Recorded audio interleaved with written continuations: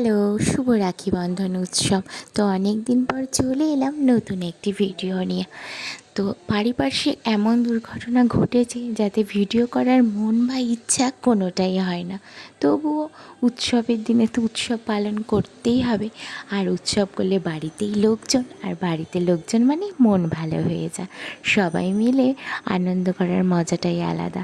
তো আজকে ছিল রাখি বন্ধন উৎসব। তো আমার বাড়িতে আমার ভাইরা, আমার দাদা, আমার হাজব্যান্ডের বোনেরা এবং আমার শাশুড়ি মায়ের বাপের বাড়ি থেকে মানে আমার মামা শ্বশুর বাড়ি থেকে সবাই এসেছিলো।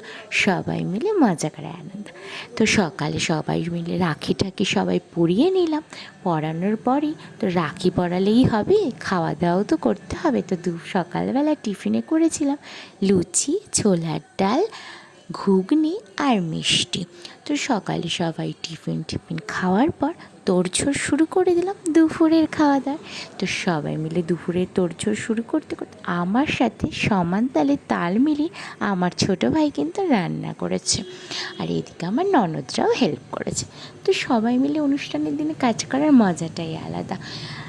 আর তারপরে দুপুরে রান্নাতে করেছিলাম বিরিয়ানি, চিকেন চাপ, চাটনি, মিষ্টি।